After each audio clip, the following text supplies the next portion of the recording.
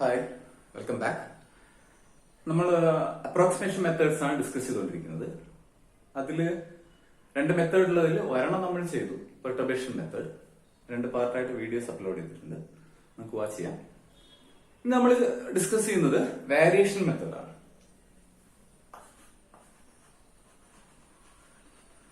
Variation theorem or variational method, whatever it means. ഇനി ഈ ഒരു തിയറം പ്രകാരം നമ്മൾ നമുക്കറിയാം വേവ് ഫംഗ്ഷൻ, അതാണ് നമ്മളുടെ psi, it is the solution of Schrödinger wave equation. ഇപ്പൊ എല്ലാ കേസിലും നമുക്ക് ഈ ഒരു വേവ് ഫംഗ്ഷൻ, സാധാരണ നമുക്ക് കിട്ടുന്ന വേവ് ഫംഗ്ഷൻ വെച്ചിട്ട് സോൾവ് ചെയ്താൽ കൃത്യമായിട്ട് ഉത്തരം കിട്ടാറില്ല, അല്ലെങ്കിൽ നമുക്ക് കൃത്യമായിട്ട് സോൾവ് ചെയ്യാൻ പറ്റാറില്ല. പ്രത്യേകിച്ച് ഒന്നിലധികം ഇലക്ട്രോൺസ് ഉള്ള കേസ് വരുമ്പോൾ തീർച്ചയായിട്ടും പറ്റില്ല.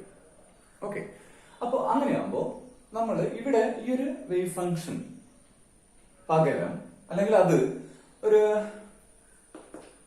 ഒന്നിലധികം ട്രയൽ ഫംഗ്ഷൻസിന്റെ കോമ്പിനേഷൻ ആയിട്ട് എടുക്കുക. φ1, φ2, φn ആർ ട്രയൽ ഫംഗ്ഷൻസ്.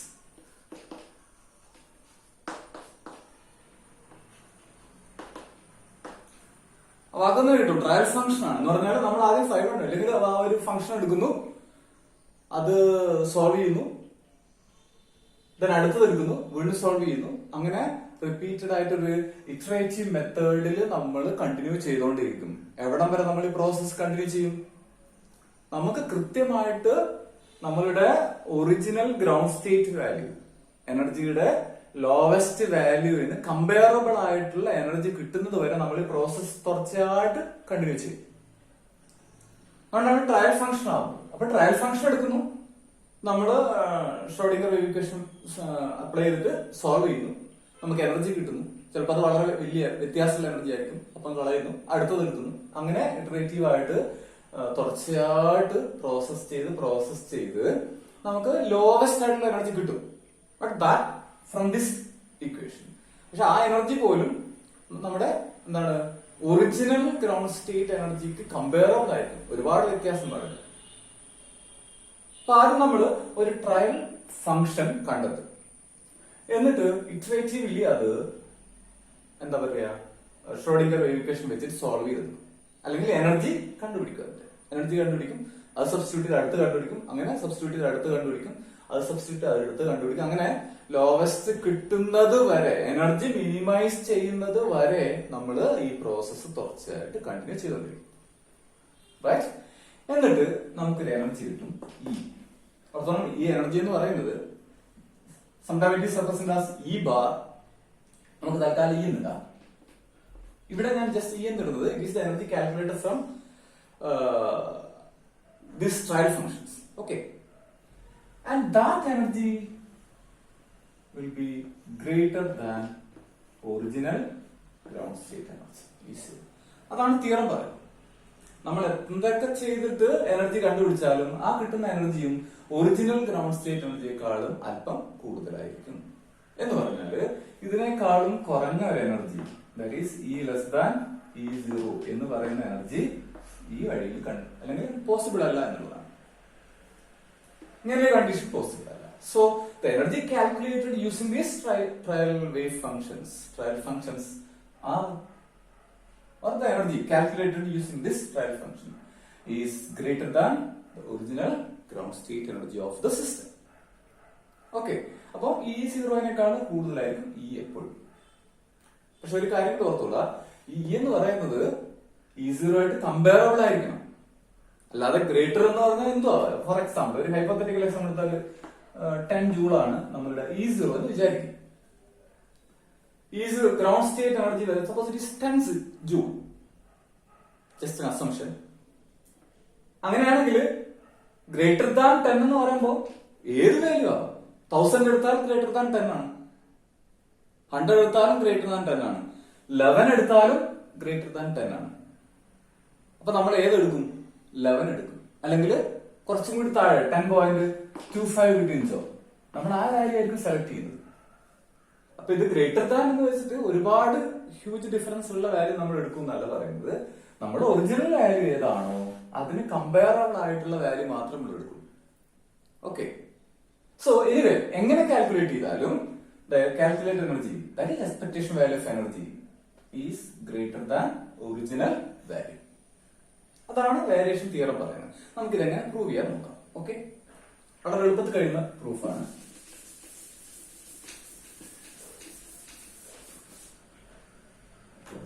ആദ്യമായിട്ട് നമ്മള് ഒരു വേവ് ഫംഗ്ഷൻ എടുക്കുന്നു. C1 plus C2 52. നമ്മുടെ എളുപ്പത്തിന് വേണ്ടിയിട്ടാണ്. ഒരുപാട് കോമ്പിനേഷൻ ആകുമ്പോൾ നമുക്ക് സോൾവ് ചെയ്യാൻ കുറച്ച് ബുദ്ധിമുട്ടാണ്. സോ ഫസ്റ്റ് ഓഫ് ഓൾ ഓർക്കേണ്ട ഒരു കാര്യം, നമ്മുടെ ട്രയൽ ഫംഗ്ഷൻ എല്ലാം തന്നെ ഓർത്തോ നോർമൽ ആണ്.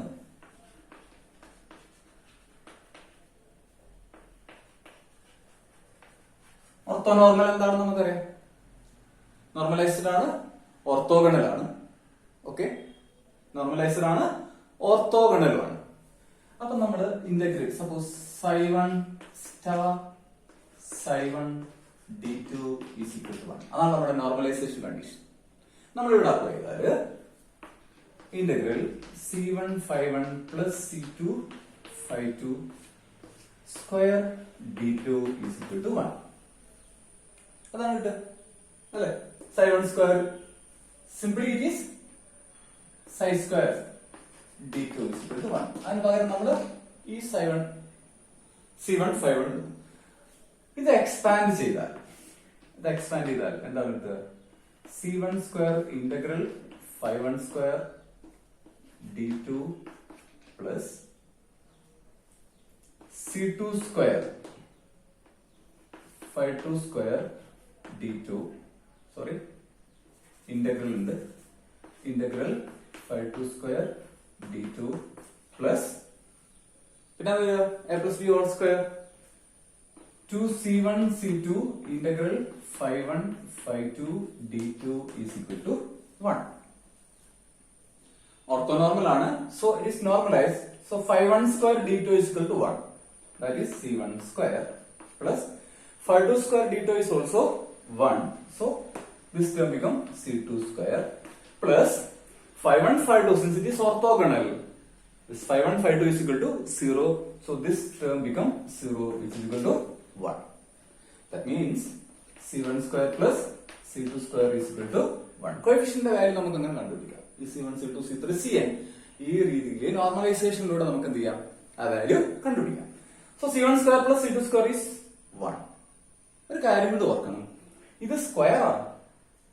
സ്ക്വയറിന്റെ എല്ലാ നമ്പറിന്റെ square is always positive.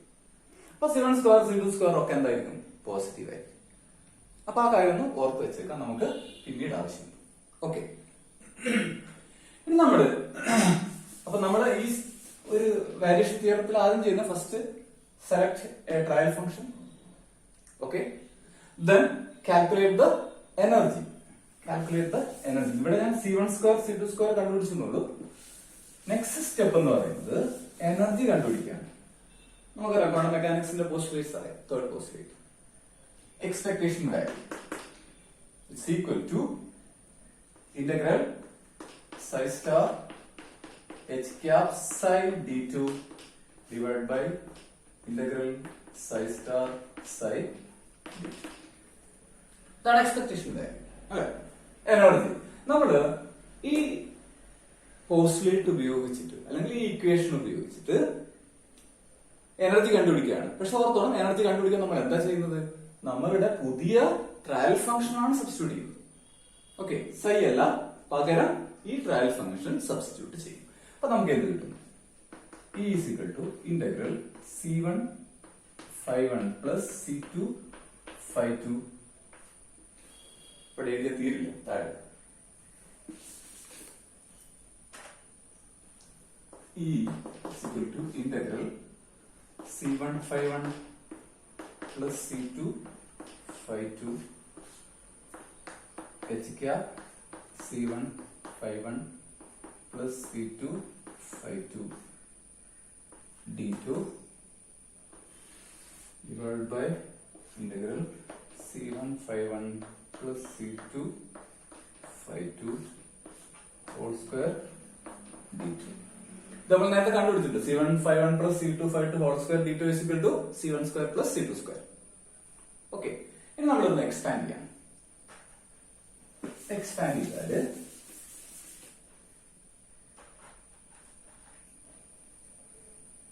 that is C1 ϕ1 into h cap C1 ϕ1, that is E is equal to integral C1 ϕ1 h cap C1 ϕ1 d2. Okay, C1 ϕ1 h cap C1 ϕ1 d2. Then C2 ϕ2 h cap C2 ϕ2 plus C2 integral C2 ϕ2 h cap C2 ϕ2 d2 plus integral C1 ϕ1 h cap C2 ϕ2 d2. C1 ϕ1 h cap C2 ϕ2 plus integral C2 ϕ2 h cap C1 ϕ1 d2. അതാണ് numerator. Denominator നമ്മൾ നേരത്തെ പറഞ്ഞു എന്താണ്? Expand ചെയ്ത C1 square ϕ1 square plus C2 square ϕ2 square plus 2C1 C2 ϕ1 ϕ2. 2C1 C2 ϕ1 C2 ϕ1 ϕ2 0 കിട്ടും. C1 square into ϕ1 square C1 square എന്ന് കിട്ടും. ഇത് C2 സ്ക്വയർ കിട്ടും. അപ്പൊ ഡിനോമിനേറ്റർ സിംപ്ലി എന്താണ്? C1 square plus C2 square. Okay, മാത്രമല്ല ഇവിടെ C1 ϕ1 h cap C2 ϕ2 C2 ϕ2 h cap C1 ϕ1 തിരിച്ച് മറിച്ചുവിടാ, because it is Hermitian operator. So together we can write here as C1 C2 plus C1 C2, that is 2C1 C2 എന്ന് എഴുതാം ഇവിടെ. Okay, ഈ കേസിൽ നമുക്ക് എന്ത് ചെയ്യാം? 2C1 C2 ϕ1 h cap ϕ2. Okay, ϕ1 h cap ϕ2 ഇവിടെ അതിനാണ് ϕ1 h cap ϕ2. സോ ഈ ടേമിന് പകരം നമ്മൾ plus 2C1 C2 integral ϕ1 h cap ϕ2 d2. നമുക്കറിയാം അത് 0 ആയിരിക്കും. അത് 0 ആണ്. ആ ടേം 0 ആണ്. So whole divide by C1 square plus C2 square denominator. Okay, ഇനി ഇവിടെ ഈ ടേം 0 ആവും. നമുക്കറിയാം ഓർത്തോഗണലാണ്, അതുകൊണ്ട് ആ ടേം 0 ആണ്. കാരണം ϕ1 h cap ϕ1 h cap ϕ2 എന്താണ്? 0 ആണ്. അല്ലെങ്കിൽ നമുക്ക് ഇതൊന്ന് ഒന്നുകൂടി മാറ്റി എഴുതിയാൽ h cap ϕ1 is equal to E1 ϕ1. Schrodinger equation. And we are substituting ϕ1 as our wave function or solution. We get h cap ϕ1 is equal to E1 ϕ1. h cap ϕ2 is equal to E2 ϕ2. അപ്പൊ നമ്മൾ ഇതവിടെ substitute ചെയ്താൽ എന്താ കിട്ടുക?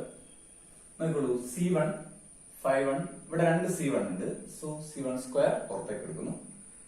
So E equal to C1 square integral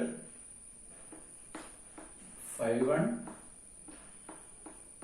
E1 ϕ1 d2 plus okay C1 square integral ϕ1 h cap ϕ1 പകരം നമ്മൾ E1 ϕ1 to d2 plus C2 square integral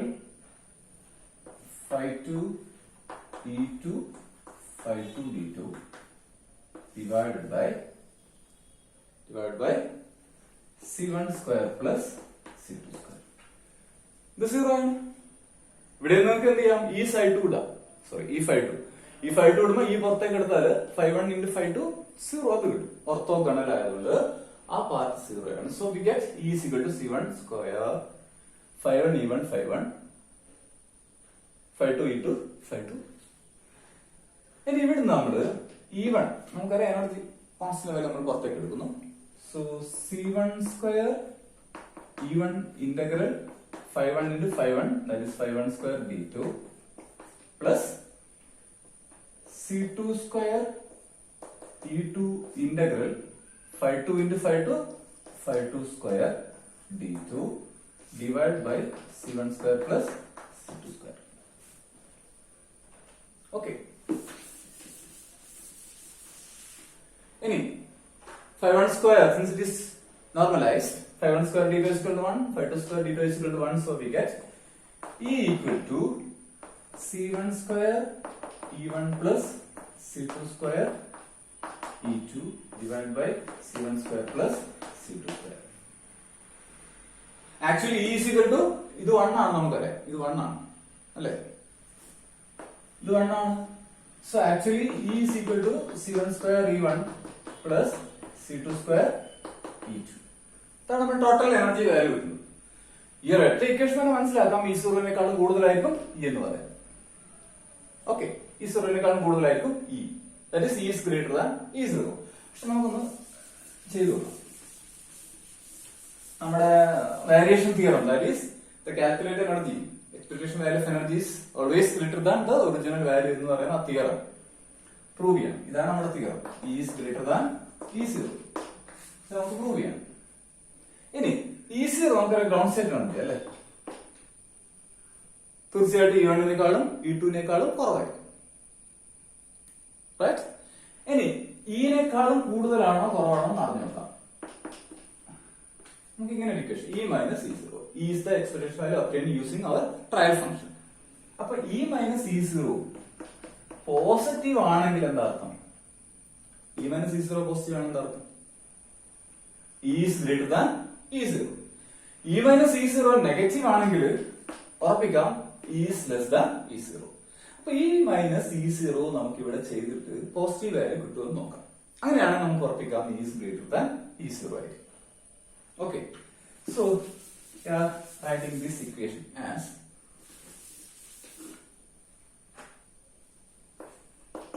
E minus E0. ഈ equation നമ്മുടെ minus E0 ഉണ്ട്. That is C1 square E1 plus C2 square C2 square E2 C2 square E2 divided by C1 square plus C2 square minus E0. Okay, cross multiply ചെയ്യുന്നു. അപ്പൊ നമുക്ക് എന്ത് കിട്ടും? It's equal to C1 square E1 plus C2 square E2 minus C1 square E0 minus C2 square E0. അല്ലേ? ഇതിൽ C1 square ഉള്ള term ഒരുമിച്ചെടുത്താൽ which is equal to C1 square into E1 minus E0 plus C2 square into E2 minus E0. C1 square C2 square positive ആണ്, നമ്മൾ നേരത്തെ പറഞ്ഞു. ഈ രണ്ട് term positive ആണ്. What about this one? E0 is the ground state energy, E1 is the first excited state. Here E2 is the second excited state. So E0 is greater than, E0 is less than E1, which is less than E2. അങ്ങനെ പോകും. സ്വാഭാവികമായിട്ടും E1 minus E0 is positive അല്ലെ? ഈ term എന്തായിരിക്കും? Positive ആയിരിക്കും, ഉറപ്പാണ്. ഈ ടേമും positive ആയിരിക്കും. അപ്പൊ നമുക്ക് റൈറ്റ് ഹാൻഡ് സൈഡിൽ എന്താണ് കിട്ടുന്നത്? ഫുള്ളി പോസിറ്റീവ് വാല്യൂ ആണ് കിട്ടുന്നത്. That is E minus C0 is positive. E minus C0 positive എന്ന് പറഞ്ഞാൽ നമുക്ക് എങ്ങനെ എഴുതാം? E is greater than E0. So the theorem is proved. Very simple proof ആണ്, വളരെ എളുപ്പത്തിൽ നമുക്ക് ചെയ്യാൻ പറ്റും. നമ്മൾ ഇതിനകത്ത് തിരിച്ചു വേണം, ഇതിന്റെ ലീനിയർ വേരിയേഷൻ വെച്ചിട്ട് നമുക്ക് എങ്ങനെ ഒരു ഡിറ്റർമിനൽ ഫോമിൽ ഈ ഒരു സാധനം എഴുതാം നമുക്ക് എങ്ങനെ നോക്കാം. ഡിറ്റർമിനൽ ഫോമില് നമുക്ക് ഈ ഒരു തിയറം വെച്ചിട്ടുള്ള ഇക്വേഷൻസ് എങ്ങനെ എഴുതാൻ നോക്കാം. അപ്പൊ നമ്മൾ again V are taking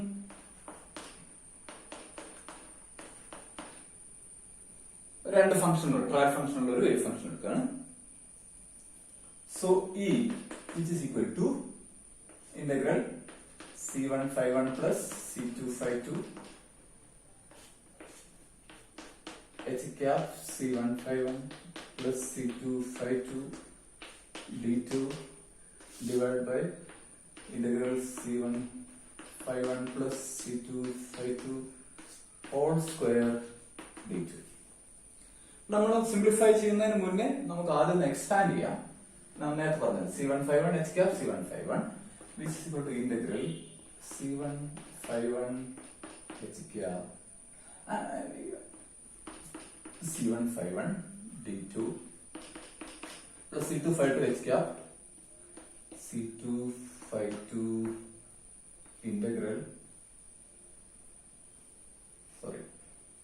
integral C252 h cap C252 d2 plus integral 2C1 C2 51 h cap 52 d2 divided by integral C1 square 51 square d2, and I am writing this as 51 d2 C151 square d2 51 square d2 ഞാൻ തൽക്കാലം 51 എന്ന് എഴുതുന്നു plus C2 square integral integral ഉള്ളിലേക്ക് എടുക്കാം 52 d2 plus 2C1 C2 integral 51 d2 അങ്ങനെ expand ചെയ്തു. Okay, ഇനി നമുക്ക് സബ്സ്റ്റിറ്റ്യൂഷൻ കൊടുക്കാം. സാധാരണ നമ്മൾ കൊടുക്കുന്ന പോലെ തന്നെ ക്വാണ്ടം മെക്കാനിക്സ് നമ്മൾ ഷോർട്ടൺ ചെയ്യുന്നത് പോലെ തന്നെ ഇത് C1 പുറത്തേക്ക് എടുക്കാം. That is E is equal to C1 square integral 51 h cap 51 d2 plus C2 square C2 into C2 square integral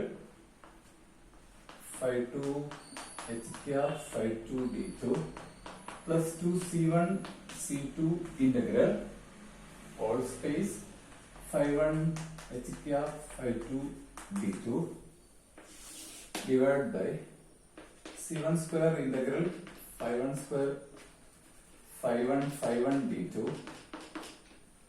plus C2 square integral 52 d2 plus 2C1 C2 integral 51 d2. That's our equation. Okay, let's substituting value that 51 integral 51 h cap 51 d2 is equal to h11 integral 52 h cap 52 is d2 is equal to h22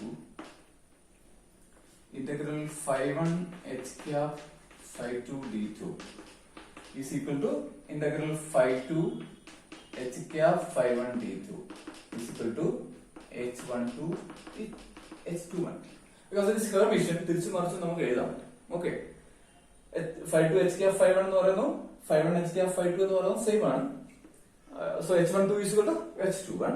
Similarly, integral 51 d2 is equal to s11 integral 52 d2 is equal to s22 integral 52 d2 which is equal to integral 51 d2 is equal to s21 that is s12. നമ്മൾ ഈ ഇന്റഗ്രലിന് പകരം ഇതൊന്ന് shorten ചെയ്യാൻ പോകും. So this term become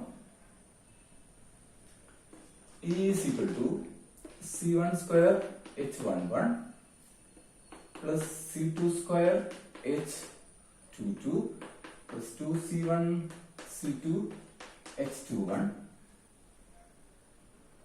divided by C1 square s11 plus C2 square s22 plus 2C1 C2 s21. Okay, ഇതാണ് നമുക്ക് ഈ ഒരു ഫോമില് കിട്ടുന്നത്. നമ്മൾ എന്ത് ചെയ്യുന്നു? ക്രോസ് മൾട്ടിപ്ലൈ ചെയ്യുമ്പോൾ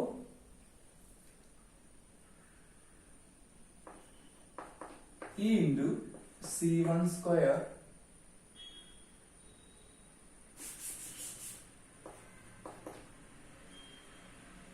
C1 square S11 plus E into C2 square or നമുക്ക് ബ്രാക്കറ്റ് ഇടാം C2 square S22 plus 2C1 C2 S21 equal to C1 square H11 plus C2 square H22 plus 2C1 C2 H21. Right? ഇനിയാണ് നമ്മൾ variation തിയറിലേക്ക് തിരിച്ചു പോകുന്നത്. എന്താണ് variation തിയറത്തിന്റെ ഉദ്ദേശം തന്നെ? Minimisation of എനർജിയാണ്, അല്ലെ?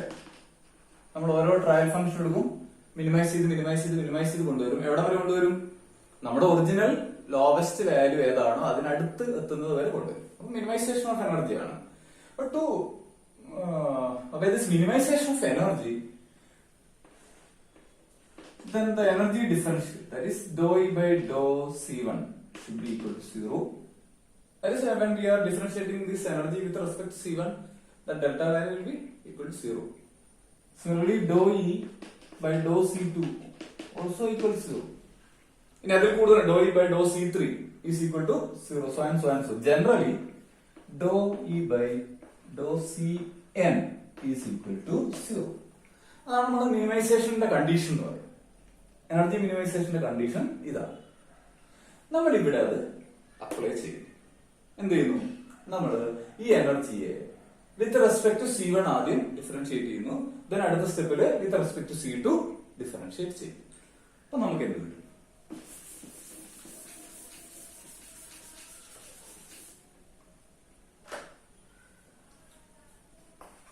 dou here dou E by dou C1 അതാണ്. അങ്ങനെ ചെയ്യുമ്പോൾ നമുക്ക് എന്ത് കിട്ടും? With respect to C1 this become P into ഇവിടെ C1 ഉണ്ട്, so 2C1 S11 plus ഈ ടേം വാനിഷ് ചെയ്യും because there is no C1 term. Here it is C1, it become 1, so 2C2 S21 equal to, and we are differentiating with respect to C1, so here you get 2C1 H11 plus, here this term vanished because there is no C1 term, here there is a C1, so C2 we get 2C2 H21. Right. Then നമ്മൾ with respect to dou E with respect to C2 ചെയ്യാം. അങ്ങനെയാണെങ്കിൽ this term will vanish. So E into 2C2 S22 then 2C1 plus 2C1 S21 equal to, this term will vanish, 2C2 H22 plus 2C1 H21. ഇതാണ് നമുക്ക് കിട്ടുക. രണ്ട് secular equation നമുക്ക് കിട്ടും. ഇത് ഈ ഒരു equation which is equal to 0, that is this term equal to 0 ആണ് ശരി. ഓക്കെ,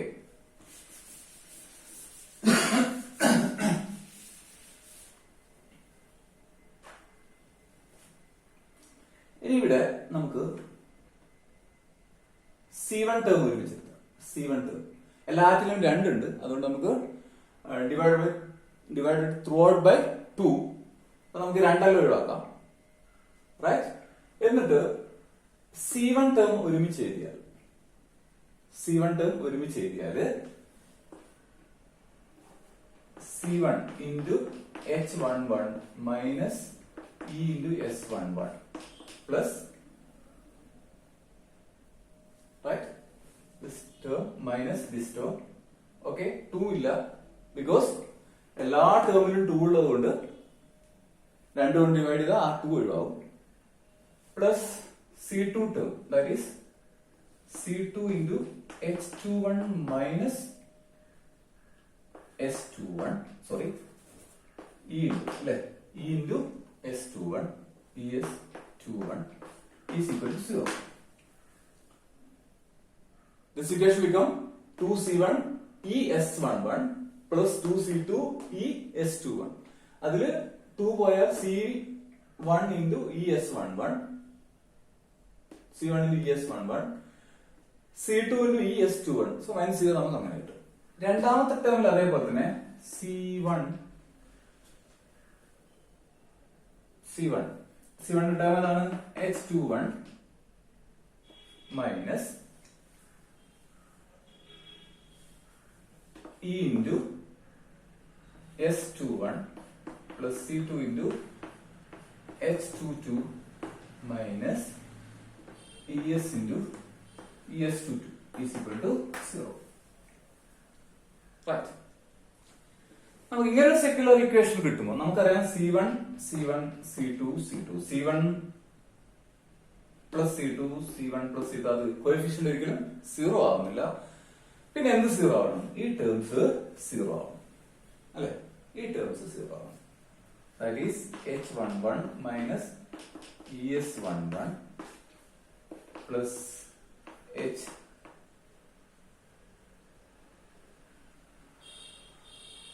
h12 minus es12 തിരിച്ചിടുന്നു. പെർമിഷൻ ആയിട്ട് കുഴപ്പമില്ല. അതേപോലെ തന്നെ അപ്പുറത്തും. Then h21 minus es21 plus h22 minus es22. ഇത് രണ്ടും 0 ആവണം. ഓക്കെ, നമ്മൾ ഇതിനെ ഒരു ഡിറ്റർമിനൽ ഫോമിലേക്ക് മാറ്റിയാൽ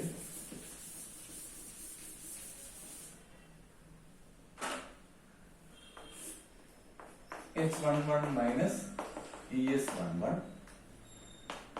h21 minus h12 minus es12, h21 minus es21, h22 minus es22 is equal to 0. And this determinant form is called secular determinant.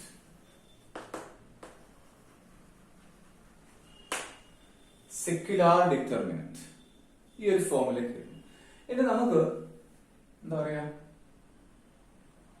അടുത്ത raw ഉണ്ടായിരുന്നെങ്കിൽ h31 മൈനസ് es31 so അങ്ങനെ പോകും.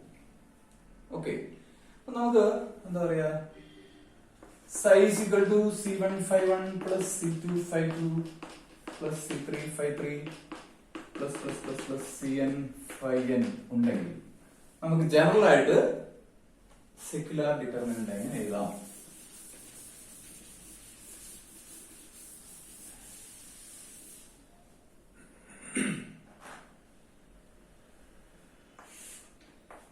h11 minus es11, h12 minus es12, h1n minus es1n is equal to 0. h21 minus es21, h22 minus es22, h2n minus es2n so hn1 minus esn1,